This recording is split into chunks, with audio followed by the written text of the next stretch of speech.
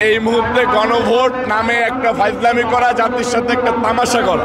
জাতীয়তাবাদী যুবদল এমন একটা সংগঠন, যে সংগঠন সর্বদাই সকল অন্যায়ের বিরুদ্ধে প্রতিরোধ গড়ে তোলে, প্রতিবাদ করে থাকে। স্বৈরাচার শেখ হাসিনার বিরুদ্ধে জাতীয়তাবাদী যুবদল বুকের তাজা রক্ত রাজপথে ঢেলে দিয়েছে। স্বৈরাচার এরশাদের বিরুদ্ধে জাতীয়তাবাদী যুবদল বুকের তাজা রক্ত রাজপথে ঢেলে দিয়েছে। ফখরুদ্দিন মঈনুদ্দিনের বিরুদ্ধেও জাতীয়তাবাদী যুবদল রাজপথে অগ্রণী ভূমিকা পালন করেছে এবং নিজের জীবন উৎসর্গ করেছে। সামনে জাতীয় নির্বাচন, বাংলাদেশের 18 কোটি মানুষ এই নির্বাচনের দিকে তাকিয়ে আছে। বাংলাদেশের মানুষ 17 বছর যাবৎ নির্বিঘ্নে ভোট দিতে পারে না।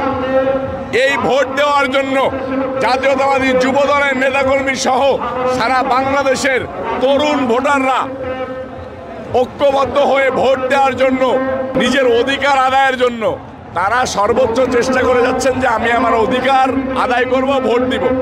তো সেই উপলক্ষে যদি এই নির্বাচনকে কোনো রকম বিলম্ব করতে যাই, এই অন্তর্বর্তীকালীন সরকার বলেন, অনির্বাচিত সরকার বলেন, আর যে সরকারই বলেন, এক্সট্রিম মশার কয়েল প্ল্যান্ট ফাইবার দিয়ে তৈরি, তাই সহজে ভাঙে না, সুগন্ধিযুক্ত ও নিরবিচ্ছিন্নভাবে জ্বলে। ডেঙ্গু, চিকুনগুনিয়া বাহি সহ যে কোনো মশার বিরুদ্ধে দেয় এক্সট্রিম সুরক্ষা। যদি মিনিমাম কোনো ষড়যন্ত্রে লিপ্ত হয়, তাহলে জাতীয়তাবাদী যুবদল রাজপথেই সেটার ফয়সালা করবে। এটার কোনো বিকল্প নেই। জাতীয়তাবাদী যুবদল রাজপথে আসতে কি হয় সেটা আপনারা কিছুদিন আগেই বিভিন্ন আন্দোলনের মধ্য দিয়ে দেখেছেন।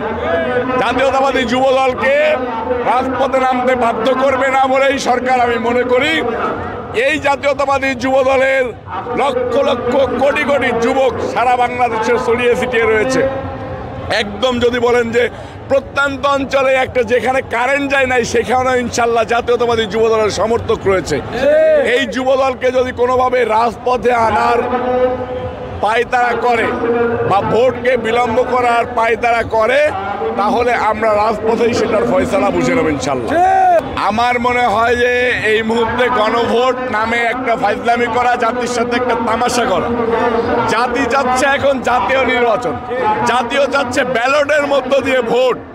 সেই ভোটের বাইরে গিয়ে গণভোট বলেন বা XYZ যে পায়তারাই করুক না কেন, এই পায়তারাকে বাংলাদেশের জনগণ রুখে দেবে ইনশাল্লাহ।